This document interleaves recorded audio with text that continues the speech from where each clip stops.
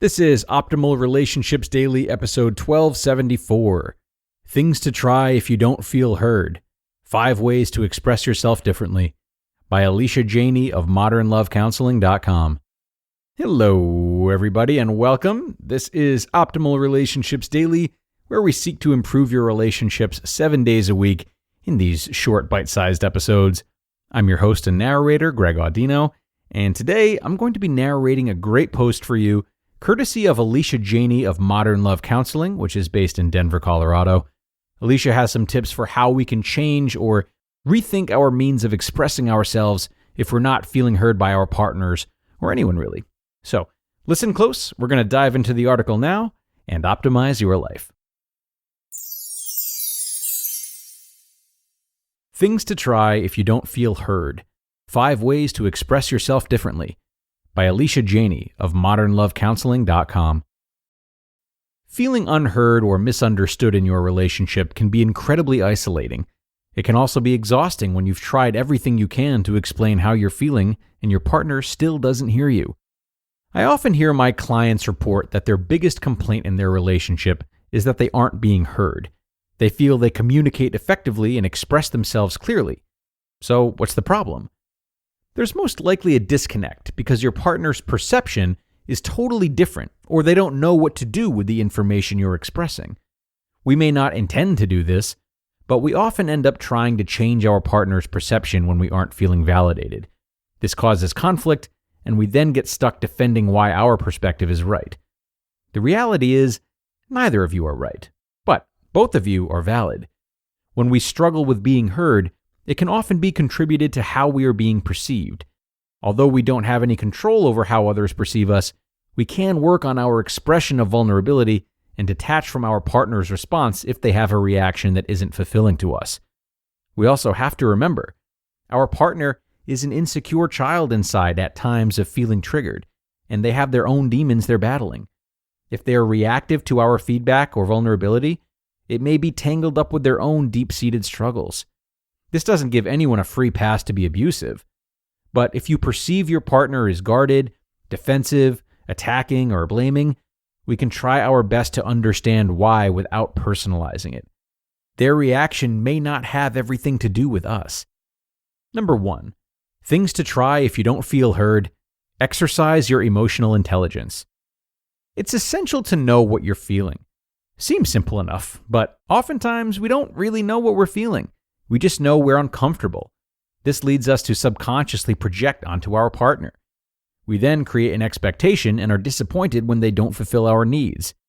Understanding our own vulnerable emotions is crucial for your partner to fully understand them too.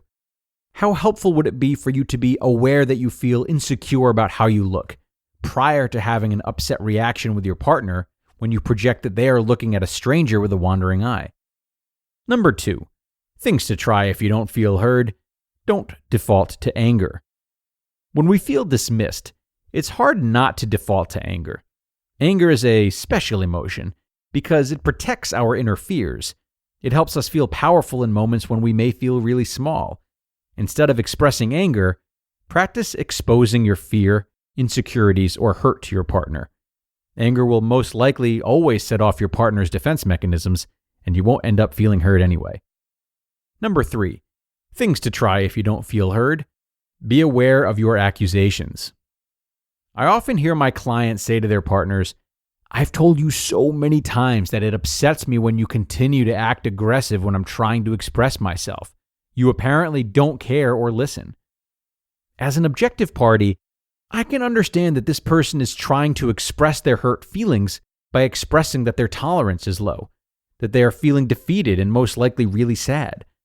As an objective party, I can also understand how this expression is hard for their partner to hear with compassion because the stance is accusatory and it's being expressed from anger. Now we get caught in a dance of arguing about who's right because most likely your partner wants to, naturally, defend a misrepresentation of themselves that they don't agree with.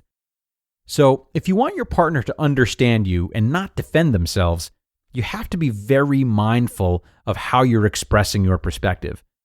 The second you accuse, like saying, "you did, ... or "you always do this, ...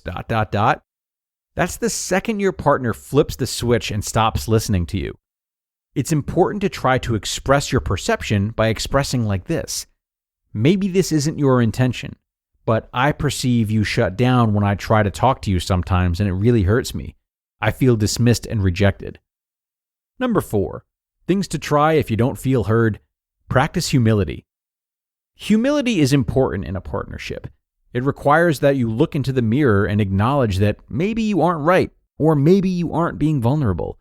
It helps us to take ownership of our behavior when our behavior isn't congruent to our feelings. It's important to confront your partner with humility and own your projections when you can't catch them in the moment. For example, I'm sorry I came at you today with anger and accusations. I know you don't intentionally mean to dismiss me. I'm really hurt and feel disconnected from you. And instead of saying that, I got angry. Please remember that in a partnership, no one is to blame. Both people actively contribute to conflict, disconnect, and hurt feelings. Number 5, things to try if you don't feel heard. Try to give your partner the benefit of the doubt by recreating your narrative about their intentions. Maybe you struggle with conflict or are sensitive to your partner's moods or reactions. If you try your hardest to avoid the scenario of feeling dismissed or having a disagreement, you may not even realize that you start to suppress your feelings over time. This eventually leads to an angry outburst from a nasty narrative you've created about your partner's intentions. For example, he doesn't really care about me, or she is so needy or selfish. Our attempts to avoid conflict ends up being more conflictual because we have stopped trying to see our partner with compassion and understanding. For example, maybe he doesn't listen to me at times because he's under a lot of pressure and feels like he's failing at everything. When I tell him I'm hurt with him, he just hears how much of a failure he is all over again. Or she feels so disconnected from everyone right now, and it must be really difficult for her to feel disconnected from me. She just misses me. In a partnership, we have to constantly work on ourselves. This is key. If we constantly default to blame and aggression, we will never be heard or understood.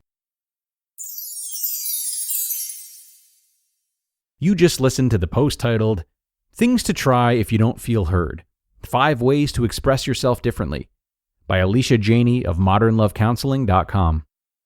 And a wonderful one from Alysha today. Thanks to her for that.